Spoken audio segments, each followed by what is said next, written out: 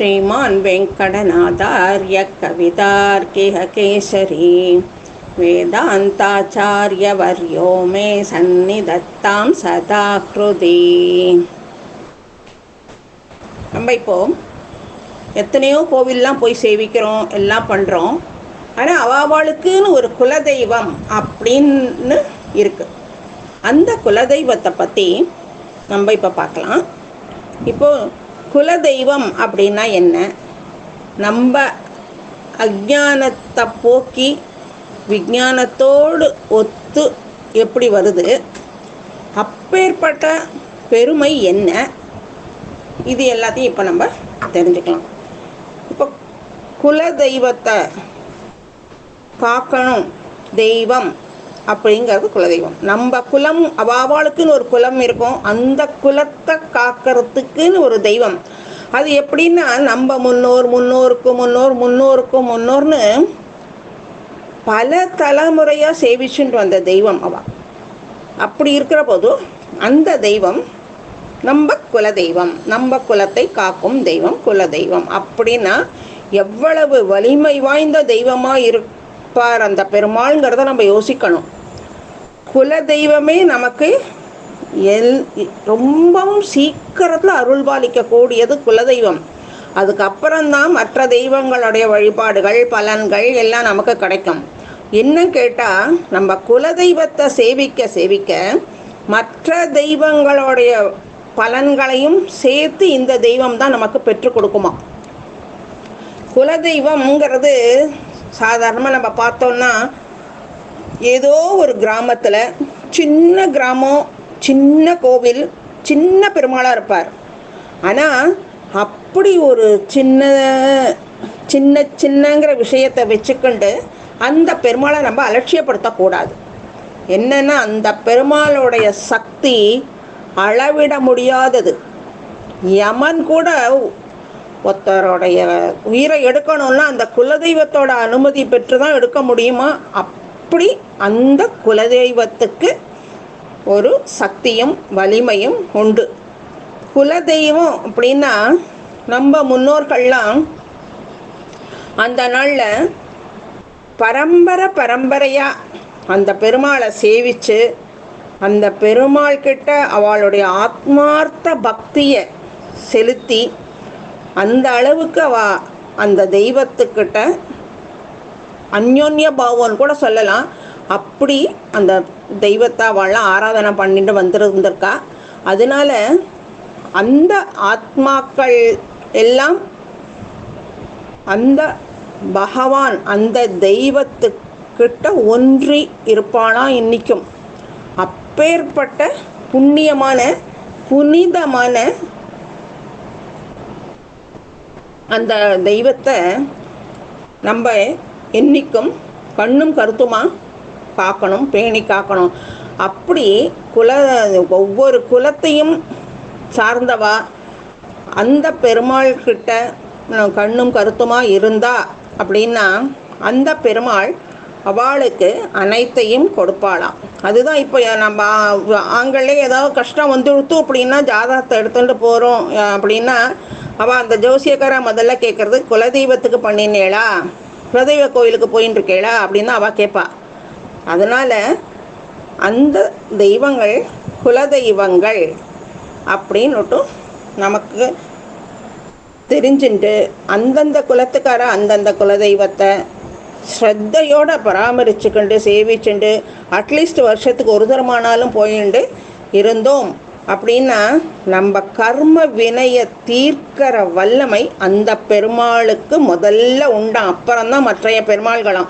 இப்போ நாம் தான் திருமலைக்கு போகிறோம், 106 திவ்ய தேசத்தை சேவிச்சிட்டோம், எல்லாம் இப்போ இருக்குது, நமக்கு இன்னமே எந்த பிரச்சனையும் கிடையாது அப்படின்னு நம்ம நினைக்கக்கூடாது. நம்ம அந்த கோயில்களுக்கெல்லாமும் போனாலும் முதல்ல இந்த கோவிலுக்கு வருஷம் போய் அந்த குலதெய்வத்துக்கு வழிபாடு பண்ணி சேவிச்சுட்டு வந்தோம் அப்படின்னா அதுதான் முக்கியம் முதல்ல.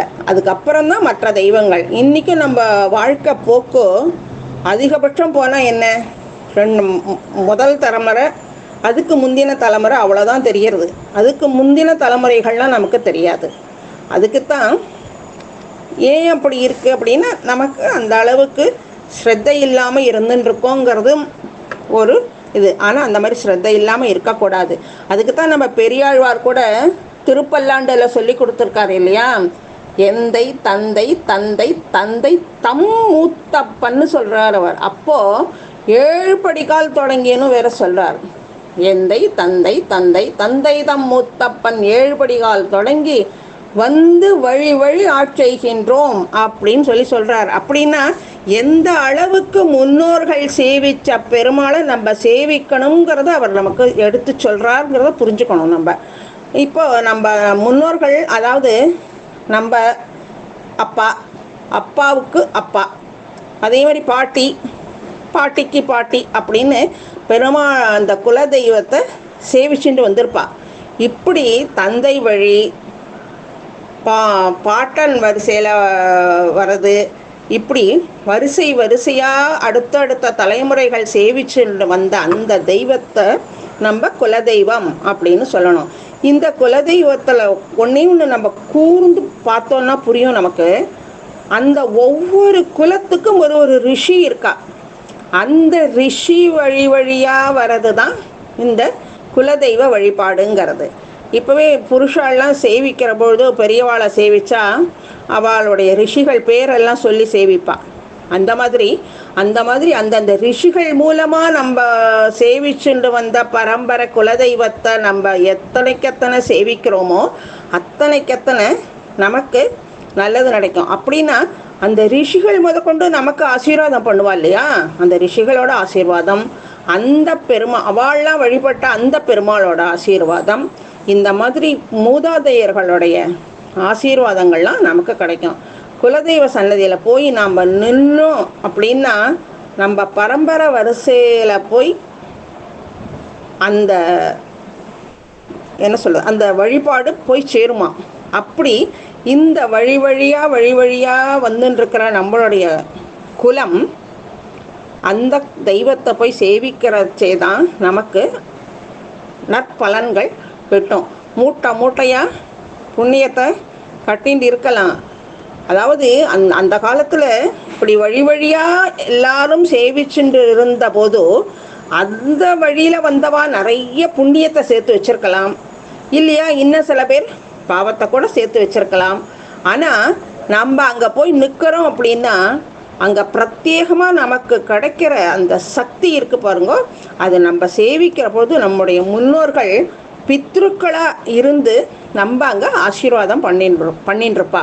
அப்படி பித்ருக்கள் ஆசீர்வாதம் தான் ரொம்ப முக்கியம். அந்த பித்ருக்கள் ஆசீர்வாதம் கிடைக்காததுனால தான் இந்த காலத்தில் நம்ம நிறைய கஷ்டங்களை அனுபவிச்சுட்டுருக்கோம். இது எத்தனை தூர பார்வையோட வடிவமைக்கப்பட்ட ஒரு விஷயம் பாருங்க. பொதுவாக பெண்கள் அப்படின்னு எடுத்துட்டா அவளுக்கு 2 குலதெய்வங்களில் வணங்கணும். ஒன்று பிறந்தாத்து குலதெய்வம், இன்னொன்று கல்யாணம் ஆகி வந்ததுக்கப்புறம் புக்காத்து குலதெய்வம்.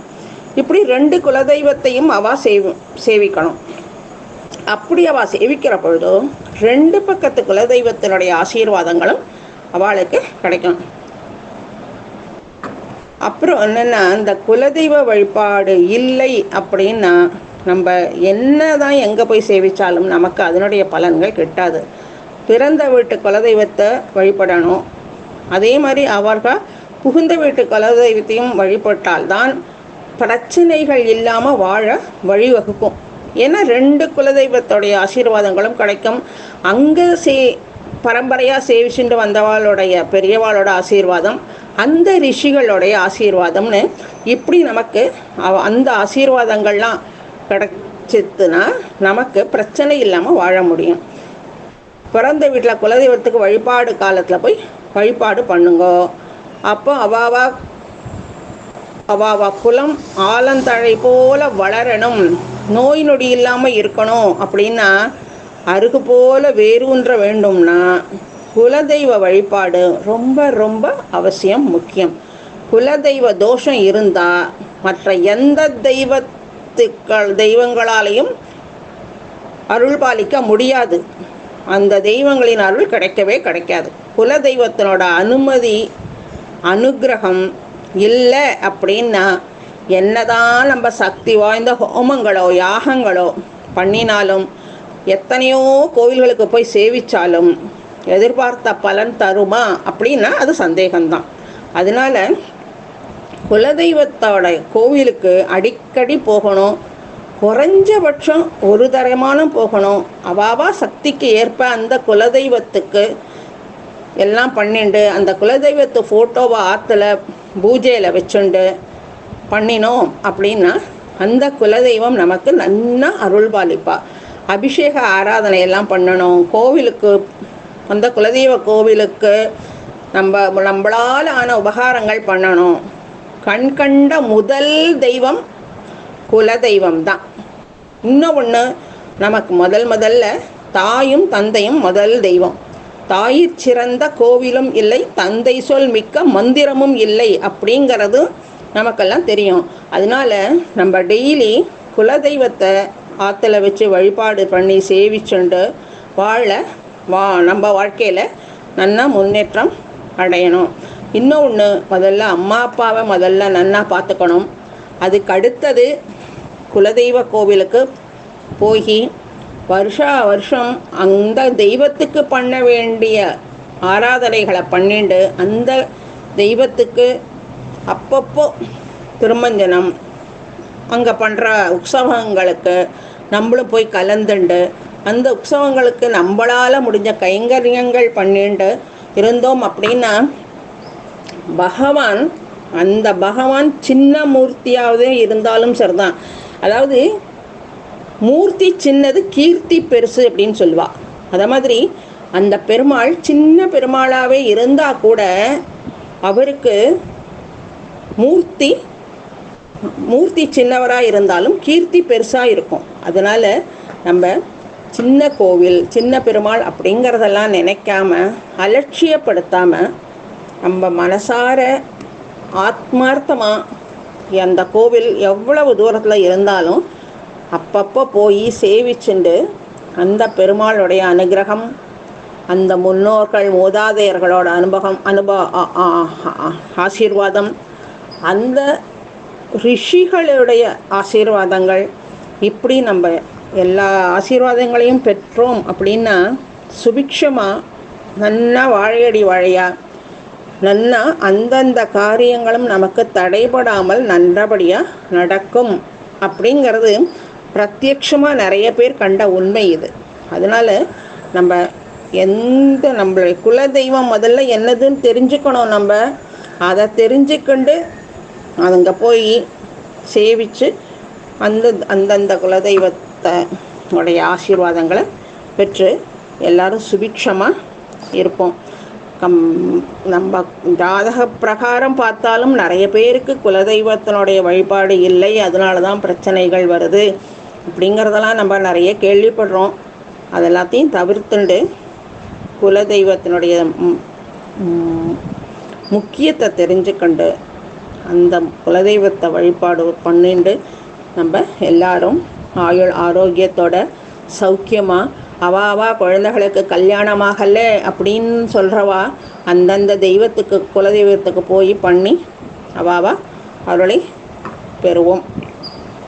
கவிதார்க்கிக சிம்ஹாய கல்யாண குணசாலினே ஸ்ரீமதே வெங்கடேசாய வேதாந்த குரவே நமஹ.